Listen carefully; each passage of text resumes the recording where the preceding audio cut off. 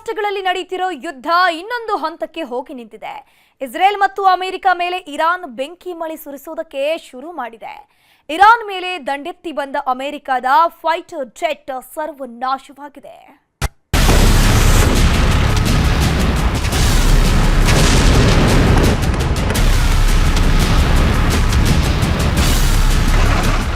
ಮೂರು ರಾಷ್ಟ್ರಗಳ ಮಧ್ಯೆ ಶುರುವಾಗಿರೋ ಯುದ್ಧ ಮೂರನೇ ಮಹಾಯುದ್ಧಕ್ಕೆ ಮುನ್ನುಡಿ ಹಾಡುತ್ತಿದೆ. ದಿನೇ ದಿನೇ ಯುದ್ಧದ ಭೀಕರತೆ ಹೆಚ್ಚಾಗ್ತಿದ್ದು ಇರಾನ್ ಹಾಗೂ ಇಸ್ರೇಲ್ ಸರ್ವನಾಶ ಆಗೋದಕ್ಕೆ ಶುರುವಾಗಿದೆ. ಮೂರು ರಾಷ್ಟ್ರಗಳ ರಕ್ತದ ದಾಹಕ್ಕೆ ಸಾವಿರಾರು ಮಂದಿ ಬಲಿಯಾಗಿ ಹೋಗಿದ್ದಾರೆ. ಇಡೀ ವಿಶ್ವವೇ ತಲ್ಲಣಿಸೋದಕ್ಕೆ ಶುರು ಮಾಡಿದ್ರು ಯುದ್ಧದ ಭೀಕರತೆ ಮಾತ್ರ ಕಮ್ಮಿ ಆಗ್ತಿಲ್ಲ. ಸೇರಿಗೆ ಸವ್ವಾ ಸೇರುವಂತ ಸರ್ವನಾಶದ ಶಪಥ ಮಾಡುತ್ತಿದ್ದಾರೆ.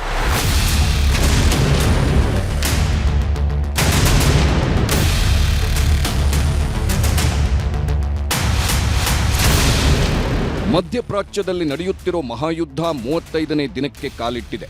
ಆದರೂ ಹೊತ್ತಿರೋ ಬೆಂಕಿ ತಣ್ಣಗಾಗ್ತಿಲ್ಲ. ಅಮೆರಿಕ ಹಾಗೂ ಇಸ್ರೇಲ್ ಇರಾನ್ ಮೇಲೆ ಮುಗಿಬಿದ್ದಿದ್ದು ಇರಾನ್ನ ಕರಾಜ್ನಲ್ಲಿರುವ B1 ಸೇತುವೆಯನ್ನೇ ಧ್ವಂಸ ಮಾಡಿದ್ದಾರೆ. ಕ್ಷಿಪಣಿ ಹಾಗೂ ಡ್ರೋನ್ ದಾಳಿಯ ಪರಿಣಾಮ ಬೃಹತ್ ಸೇತುವೆ ಹೇಳ ಹೆಸರಿಲ್ಲದಂತಾಗಿದೆ. ಯಾವಾಗ B1 ಸೇತುವೆ ಸರ್ವನಾಶವಾಯಿತೋ ಇರಾನಿಗರು ಅಕ್ಷರಶಃ ಕೆರಳಿ ಕೆಂಡವಾಗಿದ್ದಾರೆ. ಏಟಿಗೆ ಏಟು ಅಂತ ಗಲ್ಫ್ ರಾಷ್ಟ್ರಗಳ ಸೇತುವೆ ಮೇಲೆ ಕಣ್ಣಿಟ್ಟಿದ್ದಾರೆ. ಕೊಲ್ಲಿ ರಾಷ್ಟ್ರಗಳ 8 ಪ್ರಮುಖ ಸೇತುವೆಯನ್ನೇ ಇರಾನ್ ಟಾರ್ಗೆಟ್ ಮಾಡಿದ್ದು ಯಾವ ಕ್ಷಣದಲ್ಲೂ ಬೆಂಕಿ ಮಳೆ ಅಪ್ಪಳಿಸೋ ಸಾಧ್ಯತೆ ಇದೆ. ಇರಾನ್ನ ಹೊಡೆತಕ್ಕೆ ಅಕ್ಕಪಕ್ಕದ ರಾಷ್ಟ್ರಗಳು ಕೂಡ ದಂಗಾಗಿ ಹೋಗಿವೆ. ಕುವೈತ್ ಮೇಲೆ ಇರಾನ್ ದಾಳಿ ಮುಂದುವರಿಸಿದ್ದು ಮಿನಾ ಅಲ್ ಅಹ್ಮದಿ ತೈಲ ಸಂಸ್ಕರಣಾಗಾರದ ಮೇಲೆ ಕ್ಷಿಪಣಿ ಉಡಾಯಿಸಿದೆ. ಇರಾನ್ ಅಟ್ಟಹಾಸಕ್ಕೆ ತೈಲ ಘಟಕ ಹೊತ್ತಿ ಉರಿದಿದ್ದು ಯಾವುದೇ ಸಾವು ನೋವು ಸಂಭವಿಸಿಲ್ಲ. ಇರಾನ್ ಮೇಲೆ ಅಮೆರಿಕ ಪದೇ ಪದೇ ಏರ್ ಸ್ಟ್ರೈಕ್ ಮಾಡುತ್ತಿದೆ. ಹೀಗಾಗಿ ತಿರುಗಿ ಬಿದ್ದಿರೋ ಇರಾನ್ ಅಮೆರಿಕ ಸೇನೆಗೆ ಸರಿಯಾಗಿ ಪ್ರತ್ಯುತ್ತರ ನೀಡುತ್ತಿದೆ.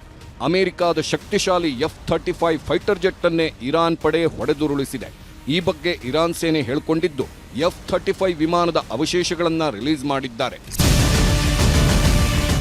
F-35 ಫೈಟರ್ ಜೆಟ್ ಅನ್ನ ಹೊಡೆದುರುಳಿಸಿರೋ ಇರಾನ್ ಅಮೆರಿಕನ್ ಸೈನಿಕನನ್ನ ಲಾಕ್ ಮಾಡಿದೆ. ಅಮೆರಿಕ ಫೈಟರ್ ಜೆಟ್ ಅನ್ನ ಧ್ವಂಸ ಮಾಡಿದ್ದಷ್ಟೇ ಅಲ್ಲ, ನಿಮ್ಮ ಸೈನಿಕ ನಮ್ಮ ಕಪಿಮುಷ್ಟಿಯಲ್ಲಿದ್ದಾನೆ ಅಂತ ಹೇಳ್ಕೊಂಡಿದೆ. ಯುದ್ಧೋನ್ಮಾದದ ಮಧ್ಯೆ ಇರಾನ್ ಹೊಸ ಅಸ್ತ್ರ ಹೂಡೋದಕ್ಕೆ ಮುಂದಾಗಿದೆ. ಇನ್ನು ಮುಂದೆ ಸೀಕ್ರೆಟ್ ಕೋಡ್ ಬಳಸಿ ಹರ್ಮುಜ್ ಜಲಸಂಧಿಯನ್ನ ದಾಟಬೇಕು ಅನ್ನೋ ನಿಯಮ ಜಾರಿಗೊಳಿಸಲು ಪ್ಲಾನ್ ಮಾಡುತ್ತಿದೆ. ಜಗತ್ತಿನ ಪ್ರಮುಖ ತೈಲ ಮಾರ್ಗವಾಗಿರುವ ಹರ್ಮುಜ್ ಜಲಸಂಧಿಯಲ್ಲಿ ಇನ್ನು ಮುಂದೆ ಹಡಗುಗಳಿಗೆ ಭಾರೀ ಶುಲ್ಕ ವಿಧಿಸುವ ಸಾಧ್ಯತೆ ಇದೆ. ಸುಮಾರು 8 ರಿಂದ 16 ಕೋಟಿಯವರೆಗೂ ಶುಲ್ಕ ಕಟ್ಟಿ ಸಾಗಬೇಕಿದೆ. ಅಷ್ಟೇ ಅಲ್ಲ, ಹಡಗುಗಳು ಸಹ ಪೂರ್ಣ ಮಾಹಿತಿ ನೀಡಬೇಕು. ಯಾರು ಮಾಲೀಕರು, ಯಾವ ದೇಶದ್ದು, ಹಡಗಿನಲ್ಲಿರುವ ಸರಕಿನ ಜೊತೆಗೆ ಸಿಬ್ಬಂದಿ ಬಗ್ಗೆಯೂ ಮಾಹಿತಿ ಕೊಡಬೇಕಿದೆ.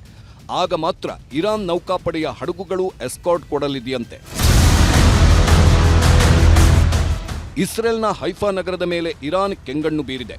ರಾಕೆಟ್, ಕ್ಷಿಪಣಿ ಹಾಗೂ ಡ್ರೋನ್ಗಳಿಂದ ಮೇಲಿಂದ ಮೇಲೆ ದಾಳಿ ಮಾಡುತ್ತಿದೆ. ಇದರ ಪರಿಣಾಮ ಹಲವು ಮಂದಿ ಗಾಯಗೊಂಡಿದ್ದು ಹೈಫಾ ನಗರದ ಬಹುತೇಕ ಭಾಗಗಳು ನರಕದಂತಾಗಿವೆ. ಕೊಲ್ಲಿ ರಾಷ್ಟ್ರಗಳ ಯುದ್ಧ ಜೋರಾಗ್ತಿರೋ ಹೊತ್ತಲ್ಲೇ ಅಮೆರಿಕದ ವೈಟ್ ಹೌಸ್ನಲ್ಲಿ ಕಂಪನ ಶುರುವಾಗಿದೆ. ವೈಟ್ ಹೌಸ್ ಸೇರಿ ಸೇನೆಯ ಹಿರಿಯ ಅಧಿಕಾರಿಗಳಿಗೆ ಟ್ರಂಪ್ ಗೇಟ್ ಪಾಸ್ ಕೊಟ್ಟಿದ್ದಾರೆ. ಸೇನಾ ಅಟಾರ್ನಿ ಜನರಲ್ ಬೋಂಡಿಗೆ ಹುದ್ದೆ ತೊರೆಯುವಂತೆ ಸೂಚನೆ ಕೊಟ್ಟಿದ್ದಾರೆ. ಅಷ್ಟೇ ಅಲ್ಲ, FBI ಮುಖ್ಯಸ್ಥ ಕಾಶ್ ಪಟೇಲ್, NIC ತುಳಸಿ ಗಬ್ಬಾರ್ಡ್ ಸೇರಿ ಹಲವರಿಗೆ ಟ್ರಂಪ್ ಶಾಕ್ ಕೊಟ್ಟಿದ್ದಾರೆ. ಅಲ್ಲಿ ಬಾಂಬ್ಗಳ ಆರ್ಭಟ, ಇಲ್ಲಿ ಗ್ಯಾಸ್ ಪರದಾಟ. ಮಧ್ಯಪ್ರಾಚ್ಯದ ಯುದ್ಧದಿಂದ ಭಾರತ ತಲ್ಲಣಿಸೋದಕ್ಕೆ ಶುರುವಾಗಿದೆ. ತೈಲ ಹಾಗೂ ಅನಿಲದ ಸಮಸ್ಯೆಯಿಂದ ಜನ ಪರದಾಡುವುದಕ್ಕೆ ಶುರು ಮಾಡಿದ್ದಾರೆ. ಅದರಲ್ಲೂ ಬೆಂಗಳೂರಿನಲ್ಲಿ ಆಟೋ ಚಾಲಕರ ಗೋಳು ಹೇಳತೀರದಂತಾಗಿದೆ. ಸುಬ್ರಹ್ಮಣ್ಯ ನಗರದಲ್ಲಿ ಸುಮಾರು 2 ಕಿಲೋಮೀಟರ್ ದೂರ ಆಟೋ ಚಾಲಕರು ಕ್ಯೂ ನಿಂತಿದ್ದರು. ಇದೇ ವೇಳೆ ಕಾದು ಕಾದು ಸುಸ್ತಾದವರ ಮಧ್ಯೆಯೇ ಹೊಡಿಬಡಿ ನಡೆದೋಗಿದೆ. ಇನ್ನು ನವರಂಗ್ ಥಿಯೇಟರ್ ಬಳಿಯೂ ಆಟೋ ಚಾಲಕರು ಪರದಾಡಿ ಹೋಗಿದ್ದಾರೆ. ನೂರಾರು ಮಂದಿ ಕ್ಯೂ ನಿಂತಿದ್ದು ಪೊಲೀಸ್ ಬಂದೋಬಸ್ತ್ನಲ್ಲಿ ಗ್ಯಾಸ್ ಹಾಕಿಸ್ಕೊಳ್ತಿದ್ದಾರೆ. ಒಬ್ಬರಿಗೆ 400 ರೂಪಾಯಿಯ ಗ್ಯಾಸ್ ಮಾತ್ರ ಹಾಕಲಾಗ್ತಿದೆ. ಇತ್ತ ಬಾಣಸ್ವಾಡಿಯಲ್ಲೂ ಆಟೋ ಚಾಲಕರು ಗ್ಯಾಸ್ಗಾಗಿ ಇನ್ನಿಲ್ಲದ ಹರಸಾಹಸ ಪಡುತ್ತಿದ್ದಾರೆ. ಆಟೋಗೆ ಗ್ಯಾಸ್ ಸಿಗದಿದ್ರೆ ನಾವು ಖಾಲಿ ಕೈಯಲ್ಲಿ ಮನೆಗೆ ಹೋಗಬೇಕು, ಕಾಸಿಲ್ಲದೆ ಹೋದ್ರೆ ಹೊಟ್ಟೆಗೆ ತಣ್ಣೀರ ಬಟ್ಟೆಯೇ ಗತಿ ಅಂತ ಬೇಸರ ವ್ಯಕ್ತಪಡಿಸಿದ್ದಾರೆ.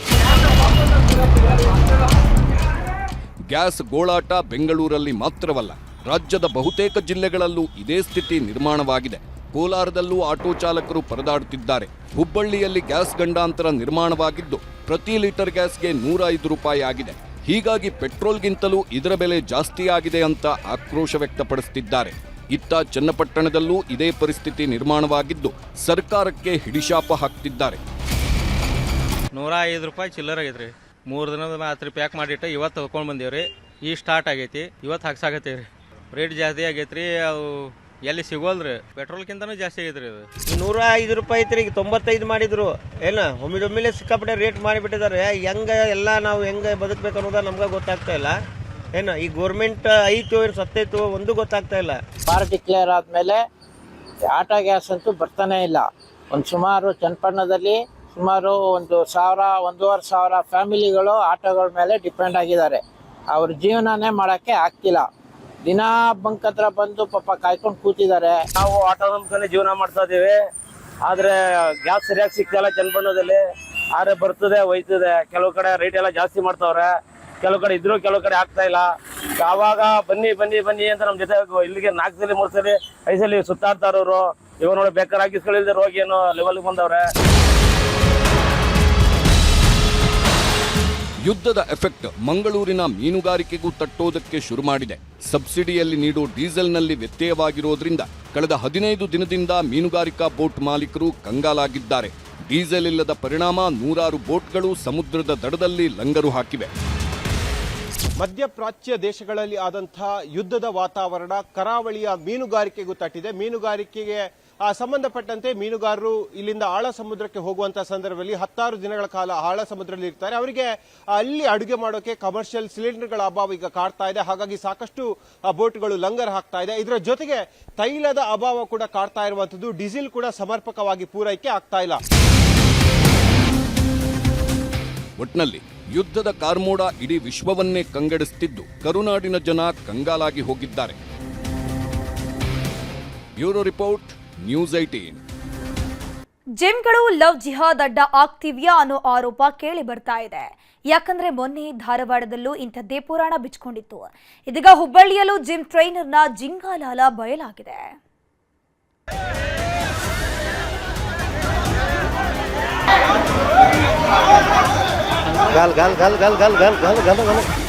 ಬ್ಯಾಟ್ ಸ್ಟಂಪ್ ಚಾಕು ತೊಗೊಂಬಂದಾರ್ರಿ ಅವ್ರ. ವ್ಯಾನ್ ಕಾರ್ ತೊಗೊಂಬಂದಾರ. ಚೀರಾಡುದು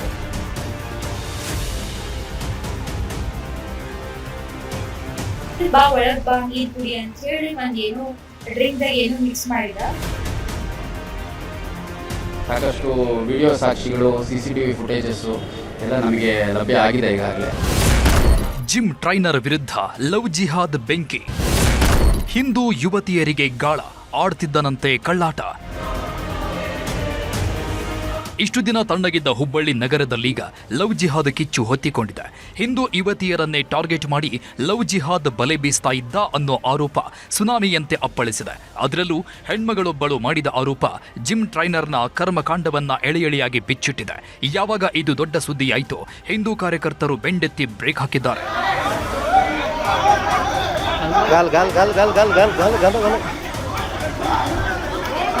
ಹೀಗೆ ಬಾಡಿ ತೋರಿಸಿಕೊಂಡು ಶೋಕಿ ಮಾಡುತ್ತಿರೋ ಈತನ ಹೆಸರು ಸಮೀರ್.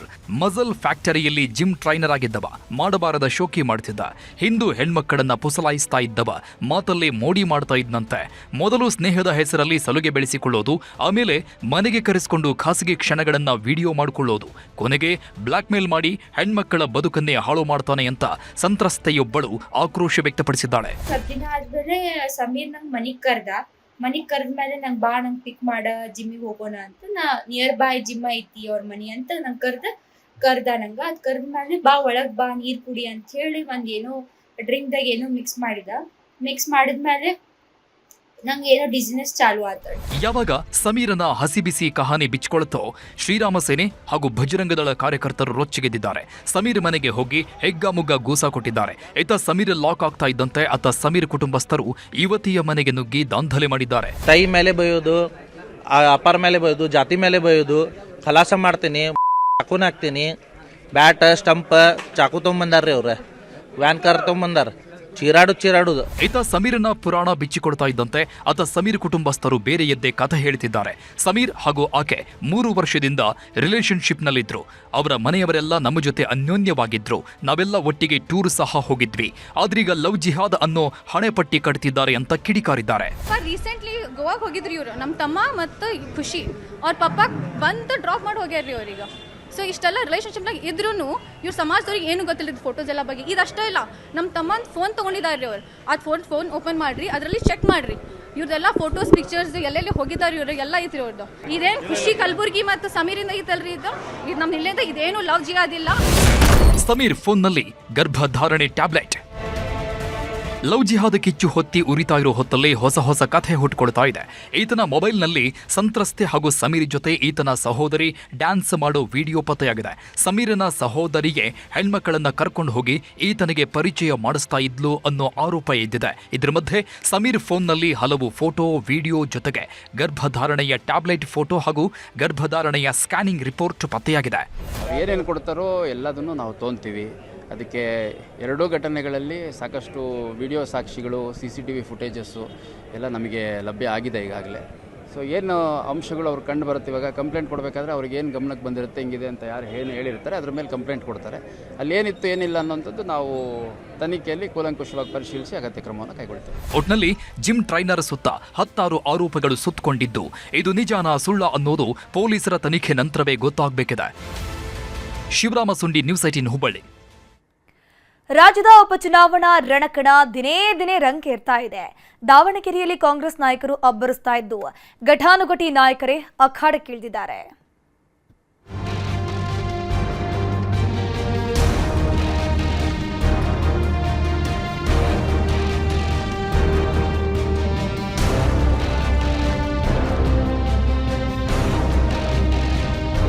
ಮಿನಿ ಸಮರದ ಅಖಾಡ ರಂಗೇರಿದೆ. ಸರ್ಕಾರ, ಆಡಳಿತ ಪಕ್ಷದ ನಾಯಕರುಗಳ ಮತಬೇಟೆ ಜೋರಾಗಿದೆ. ಬಾಗಲಕೋಟೆ ಹಾಗೂ ದಾವಣಗೆರೆ ದಕ್ಷಿಣ ಕ್ಷೇತ್ರಗಳನ್ನ ಗೆಲ್ಲುವುದಕ್ಕೆ ಎಲ್ಲಾ ನಾಯಕರು ಅವರದ್ದೇ ದಾಳ ಉರುಳಿಸುತ್ತಿದ್ದಾರೆ. ಜಿದ್ದಿಗೆ ಬಿದ್ದಿರುವ ನಾಯಕರ ಮುಂದೆ ಸಾಲು ಸವಾಲುಗಳಿದ್ದು ಮಾತಿನ ಅಬ್ಬರ ತಾರಕಕ್ಕೇರಿದೆ. ಇವತ್ತು ಬಾಗಲಕೋಟೆಯ ಬೇವಿನಮಟ್ಟಿ ಗ್ರಾಮದಲ್ಲಿ ಕಾಂಗ್ರೆಸ್ ಪ್ರಚಾರ ಸಭೆ ನಡೆಯಿತು. ಸಿಎಂ ಸಿದ್ದರಾಮಯ್ಯ ಸೇರಿದಂತೆ ಕಾಂಗ್ರೆಸ್ ನಾಯಕರು ಭರ್ಜರಿ ಕ್ಯಾಂಪೇನ್ ಮಾಡಿದ್ರು. ವೀರಭದ್ರೇಶ್ವರನಿಗೆ ನಮನ ಸಲ್ಲಿಸಿ ಕ್ಯಾಂಪೇನ್ ಆರಂಭಿಸಿದ ಸಿದ್ದರಾಮಯ್ಯ ಜನರ ಮನಗೆಲ್ಲುವ ಪ್ರಯತ್ನ ಮಾಡಿದ್ರು. ಉಮೇಶ್ ಮೇಟಿಗೆ ಹೈಕಮಾಂಡ್ ಟಿಕೆಟ್ ನೀಡಿದ್ದು ಗೆಲ್ಲಿಸಬೇಕೆಂದು ಕರೆ ಕೊಟ್ಟರು. ಇನ್ನು ಬಾಗಲಕೋಟೆ ಚುನಾವಣಾ ಅಂಗಳದಲ್ಲಿ ನಾಳೆ ಮತ್ತು ನಾಡಿದ್ದು ಯಡಿಯೂರಪ್ಪ, ಕುಮಾರಸ್ವಾಮಿ, ವಿಜಯೇಂದ್ರ ಭರ್ಜರಿ ಪ್ರಚಾರ ಮಾಡಲಿದ್ದಾರೆ. ಬಾಗಲಕೋಟೆಗೆ ಬಿಜೆಪಿ ಉಚ್ಚಾಟಿತ ಶಾಸಕ ಬಸನಗೌಡ ಪಾಟೀಲ್ ಯತ್ನಾಳ್ ಎಂಟ್ರಿ ಆಗುತ್ತಿದ್ದಂತೆ ಪ್ರಚಾರದಿಂದ ದೂರವಿದ್ದ ಯಡಿಯೂರಪ್ಪ ಹಾಗೂ ವಿಜಯೇಂದ್ರ ಮತ್ತೆ ಪ್ರಚಾರದಲ್ಲಿ ಭಾಗಿಯಾಗಲಿದ್ದಾರೆ. ಅವರ ಜೊತೆಗೆ ಬಸವರಾಜ ಬೊಮ್ಮಾಯಿ ಸೇರಿದಂತೆ ಪಕ್ಷದ ಹಲವರು ಪಾಲ್ಗೊಳ್ಳಲಿದ್ದಾರೆ. ದಾವಣಗೆರೆ ಇರ್ಬೋದು, ಬಾಗಲಕೋಟೆ ಇರ್ಬೋದು, ಜನರ ಒಂದು ನಾಡಿ ಮಿಡಿತ ಏನು ಅಂತ ನೀವು ಕೇಳೋದಾದ್ರೆ, ಮತದಾರರು ಕಾಂಗ್ರೆಸ್ ಪಕ್ಷದ ಬಗ್ಗೆ ಬೇಸತ್ತಿದ್ದಾರೆ. ಎಲ್ಲೋ ಒಂದ್ ಕಡೆ ಏನು ಆಂಟಿ ಇನ್ಕಂಬನ್ಸಿ ಅಂತ ಕರಿತೀವಿ, ಆಡಳಿತ ಪಕ್ಷದ ಒಂದು ವಿರೋಧಿ ಅಲೆ, ಇದು ಎರಡೂ ಕ್ಷೇತ್ರದಲ್ಲೂ ಕೂಡ ನಾವು ನೋಡ್ತಾ ಇದ್ದೇವೆ.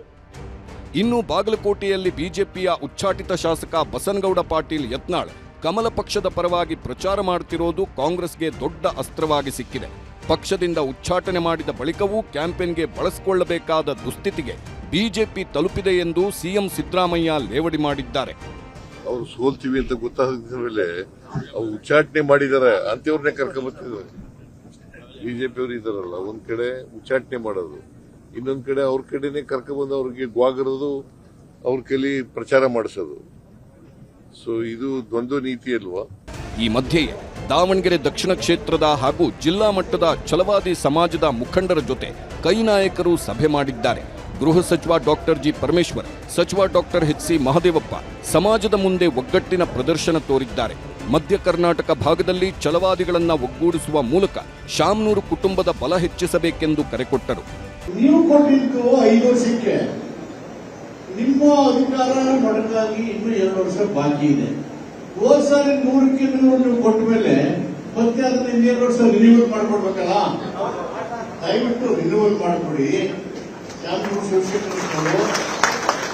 ಕಾಂಗ್ರೆಸ್ಸಿನ ಫ್ಯಾಮಿಲಿ ಅವರು ಪ್ರತಿಯೊಬ್ಬ ಛಲವಾದಿ ಅಣ್ಣ ತಮ್ಮ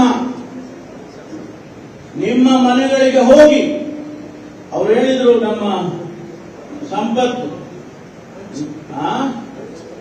ಪಂಚ ಏನು ಪಂಚ್ ಮಾಡಬೇಕು ಆಮೇಲೆ ಯಾರ್ಯಾರ ಪಂಚ್ ಮಾಡಿಬಿಟ್ಟಿರೋ ನೀವು ಪ್ರತಿಯೊಂದು ಮನೆಗೆ ಹೋಗಿ ಮನವೊಲಿಸಿ ಅವರಿಗೆ ಕಾಂಗ್ರೆಸ್ ಪಕ್ಷಕ್ಕೆ ಸಮರ್ಥನೆಗೆ ವೋಟ್ ಹಾಕ್ಲೇಬೇಕು ಅಂತ ಹೇಳಿ ನೀವು ಹಾಕಿಸ್ಬೇಕಾದ ಕೆಲಸ ನಿಮಗಾಗಬೇಕು ಅಂತ. ದಾವಣಗೆರೆಯಲ್ಲಿ ಬಿಜೆಪಿಯ ಇತರೆ ನಾಯಕರು ಕೂಡ ಪ್ರಚಾರ ಮಾಡಿದ್ರು. ಎಂಎಲ್ಸಿ ಸಿಟಿ ರವಿ ಅಭ್ಯರ್ಥಿ ದಾಸ್ಕರಿಯಪ್ಪ ಪರ ಕ್ಯಾಂಪೇನ್ ಮಾಡಿ ಸರ್ಕಾರದ ವಿರುದ್ಧ ಹರಿಹಾಯ್ದರು. ಜನರಿಗೆ ಕೊಟ್ಟ ಆಶ್ವಾಸನೆಗಳನ್ನ ಸರ್ಕಾರ ಈಡೇರಿಸಿಲ್ಲ ಎಂದು ಟೀಕಿಸಿದ್ರು. ಮಾಜಿ ಸಚಿವ ಬಿ ಶ್ರೀರಾಮುಲು ಕೂಡ ಉಪಚುನಾವಣಾ ಕಣದಲ್ಲಿ ಮಾತಾಡಿದ್ರು. ಏನೇ ಆದ್ರೂ ಚುನಾವಣಾ ಕಣದಲ್ಲೀಗ ಮಾತಿನ ಅಬ್ಬರ ಜೋರಾಗಿದ್ದು ಮತದಾರರು ಯಾರಿಗೆ ಮಣೆ ಹಾಕ್ತಾರೆಂದು ನೋಡಬೇಕಿದೆ. Bureau report, news 18. ಕರಗ ಉತ್ಸವ ಅಂತ ಹೆಣ್ಮಕ್ಳೆಲ್ಲ ಕುಟುಂಬ ಸಮೇತರಾಗಿ ಬಂದಿದ್ರು. ಆದ್ರೆ ಉತ್ಸವದ ಮಧ್ಯೆ ಶುರುವಾದ ನಂಗನಾಚ್ ಊರವರನ್ನ ತಲೆ ತಗ್ಗಿಸುವಂತೆ ಮಾಡಿದೆ. ಅರೆಬೆತ್ತಲೆ ಕುಣಿತಕ್ಕೆ ಜನ ಬೆಪ್ಪಾಗಿ ಹೋಗಿದ್ದಾರೆ. ಕರಗ ಉತ್ಸವದಲ್ಲಿ ಲಲನಿಯರ ನಂಗನಾಚ್ ಹಾವಳಿ, ಭಕ್ತಿಯಲ್ಲಿ ಮುಳುಗಿದವರಿಗೆ ಅರೆಬೆತ್ತಲೆ ಪ್ರದರ್ಶನ. ಹೇಗಿದೆ ನೋಡಿ ಚಿಕ್ಕಬಳ್ಳಾಪುರ ಜಿಲ್ಲೆಯ ಶಿಡ್ಲಘಟ್ಟದ ಪವಿತ್ರ ಕರಗ ಉತ್ಸವ. ಈ ಅರೆಬೆತ್ತಲೆ ಕುಣಿತ ನೋಡೋದ, ಭಕ್ತಿಯಿಂದ ದೇವರನ್ನ ಪ್ರಾರ್ಥಿಸೋದ ಒಂದು ಗೊತ್ತಾಗ್ತಿಲ್ಲ. ಯಾಕಂದ್ರೆ ಬಹುತೇಕರ ಮನಸ್ಸು ದೇವರ ಕಡೆ ಎಳೆದ್ರೆ ಕಣ್ಣು ಮಾತ್ರ ಆರ್ಕೆಸ್ಟ್ರಾ ಕಡೆ ನೋಡುವಂತೆ ಮಾಡ್ತಿತ್ತು. ದೇವರ ಧ್ಯಾನದಲ್ಲಿ ಮುಳುಗಬೇಕಿದ್ದ ಹೊತ್ತಲ್ಲಿ ನಂಗನಾಚ್ ಕುಣಿತ ಶುರು ಮಾಡಿ ಜನರನ್ನ ದಂಗಾಗಿಸಿದ್ರು. ಶಿಡ್ಲಘಟ್ಟದ ಕರಗದಮ್ಮ ಉತ್ಸವ ಅಂದ್ರೆ ಸಿಕ್ಕಾಪಟ್ಟೆ ಫೇಮಸ್. ಇಲ್ಲಿ ನಡೆಯುವ ಉತ್ಸವವನ್ನ ಜನ ಭಕ್ತಿ ಭಾವದಿಂದ ಕಣ್ತುಂಬಿಕೊಳ್ತಾರೆ. ಈ ಬಾರಿ ಕೂಡ ಕರಗ ಉತ್ಸವ ಅದ್ಧೂರಿಯಾಗಿ ನಡೆದಿದೆ. ಆದರೆ ಇದರ ಮಧ್ಯೆ ಈ ನಂಗನಾಚ್ ಕೂಡ ಸಖತ್ ಸದ್ದು ಮಾಡ್ತಿದೆ. ನಗರದ ಫ್ಲವರ್ ಸರ್ಕಲ್ನಲ್ಲಿ ಅರೆಬೆತ್ತಲೆ ಆರ್ಕೆಸ್ಟ್ರಾ ಕೂಡ ಹಮ್ಮಿಕೊಂಡಿದ್ರು. ಇದು ಎಲ್ರಿಗೂ ಇರುಸು ಮುರುಸು ಆಗುವಂತೆ ಮಾಡಿದೆ. ಯಾಕಂದ್ರೆ ದೇವರ ಉತ್ಸವ ನೋಡೋದಕ್ಕೆ ಮನೆ ಮಂದಿಯೆಲ್ಲ ಬಂದಿದ್ರು. ಹೆಣ್ಮಕ್ಳು ಗಂಡ್ಮಕ್ಳೆಲ್ಲ ಸೇರ್ಕೊಂಡಿದ್ರು. ಆದರೆ ಈ ಆರ್ಕೆಸ್ಟ್ರಾದಲ್ಲಿ ನಡೆದಿದ್ದು ಮಾತ್ರ ಹಸಿ ಬಿಸಿ ಕುಣಿತ. ರೊಮ್ಯಾಂಟಿಕ್ ಹಾಡುಗಳನ್ನ ಹಾಕೊಂಡು ಅಶ್ಲೀಲ ನರ್ತನ ಮಾಡಿದ್ದಾರೆ. ಇದು ಸ್ಥಳೀಯರ ಕೆಂಗಣ್ಣಿಗೆ ಗುರಿಯಾಗಿದೆ. ಒಟ್ಟಿನಲ್ಲಿ ದೇವರ ಉತ್ಸವ ಅಂದ್ರೆ ಕಣ್ತುಂಬಿಕೊಳ್ಳುವಂತಿರಬೇಕು. ಇದನ್ನ ನೋಡಿದ್ರೆ ಯಾರ ಮನಸ್ಸಲ್ಲಿ ಭಕ್ತಿ ಇರತ್ತೆ ಹೇಳಿ. ದತ್ತಾತ್ರೇಯಂ, ನ್ಯೂಸ್ 18 ಚಿಕ್ಕಬಳ್ಳಾಪುರ.